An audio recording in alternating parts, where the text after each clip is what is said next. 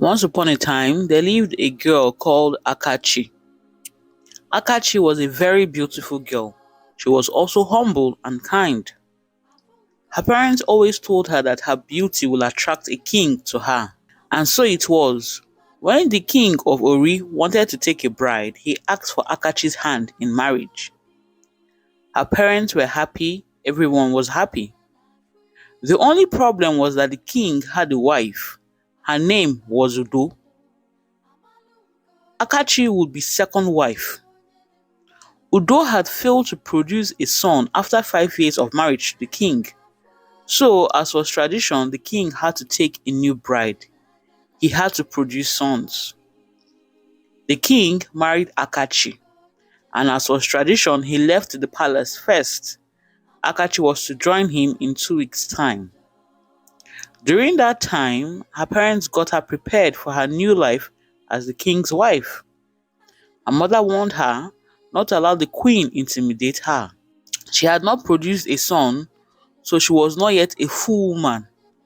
She had only girls, therefore the queen would be jealous of her. She should spend all her time with the king, her mother said, so that she could be able to get pregnant and produce sons. She had to do this as soon as possible so she could secure her spot as the king's favorite wife, the one with the first son. Her friend Ngozi will go with her. Ngozi will be her eyes and ears in the palace. Akachi took notes and promised her parents that she would not disappoint them. Once in the palace, Akachi, although respected the queen, tried to avoid her as much as possible. The king spent most of his time with Akachi, therefore making her in charge of kitchen and bedroom affairs. One day, Akachi announced that she was pregnant. Everyone was happy, most especially the king. Now he was going to have a son. Everyone was happy. People would then refer to Akachi as queen, even when the queen was present. This was wrong. No other wife other than the first wife of the king was to be referred to as queen. This was tradition. But because the queen had not produced any sons, people looked down on her. Akachi was 3 months pregnant. Then she was 4 months pregnant. Then she was 5 months pregnant.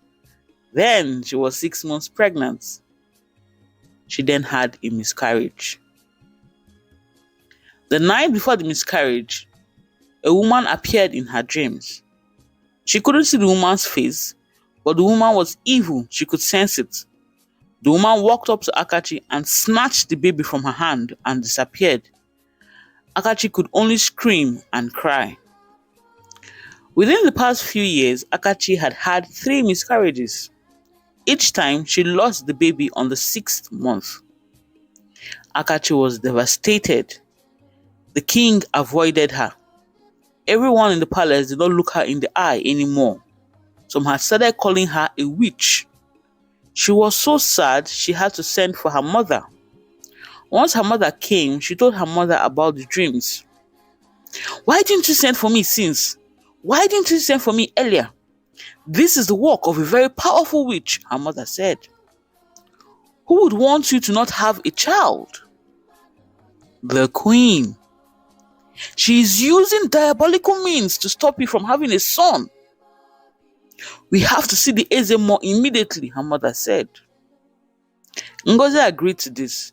She told Akachi's mother how the queen had been treating Akachi with wickedness. She had stopped her from seeing the king. The king had stopped eating her food as well. All this was because of the queen, Ngozi said. The next day, all 3 of them went to the Ezemo. The Ezemo gave them a white substance. Akachi was to put it in the food of the person who she wanted to eliminate. That person will go mad. Any mistakes, and it is Akachi that will go mad. Akachi was very hesitant at first. "Mama, what are we doing? What if something goes wrong? Hmm. What if the king finds out? What are we going to say? My friend, will you shut up? After 3 miscarriages, are you still asking stupid questions? Now people are calling you a witch. My own daughter, never. All these are happening because of the queen, and we must take her out, her mother said. And so, with the help of Ngozi, Akachi poisoned the meal of the queen. The next day, instead of the queen to go mad, it was Akachi that went mad. Akachi became a mad person. Her mother shouted, "Hey, my enemies are at work." As was tradition, the king had to throw Akachi out of the palace immediately because no mad person could live in the palace. This made people hate Akachi more. The gods have punished her, they said. She is a witch. She was eating her children, and now this is judgment. 3 months after throwing Akachi out of the palace, news got to Akachi's family that the king had married Ngozi, Akachi's best friend, and she was now pregnant. Understanding then hit Akachi's mother. "Hey, ewu," she shouted. In a surprising turn of events, it was the queen who visited Akachi when no one else wanted to. Once there, Akachi's mother knelt down before her and asked her for forgiveness, telling her all that had happened and how Akachi became mad. The queen said she was never the enemy. It was Ngozi who had planted seeds from day one. Because Ngozi was able to move as a maid, she had access to the king's chambers. With time, she had convinced the king that it was Akachi that was evil. She was a witch. And to prove it, Akachi would turn mad. She knew that Akachi would become mad because she knew that the queen was not the enemy.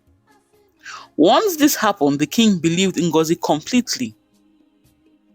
Now, Ngozi is after the queen, and that is why she is here, the queen said. They had to reveal Ngozi's true colors, otherwise, things will get bad very fast. "Leave that to me," Akachi's mother said. "I will handle it." Ngozi was now the king's favorite. She was pregnant, and the midwives, using traditional means, confirmed that it was a boy. Everyone was happy. After 9 months, Ngozi went into labor. And after so much pain, so much pushing, she gave birth to a monkey.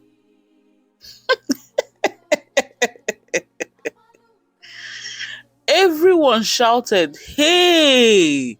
What is this?" the king shouted. Ngozi became mad after delivery. She confessed that she was the one that killed all of Akachi's children. She confessed all that she had done. And then she died. As time went on, Akachi became normal herself, but she never went back to the palace. The king married more wives, but he never had a son. Thank you so much for listening to another episode. If you liked it, please subscribe, like, comment, share.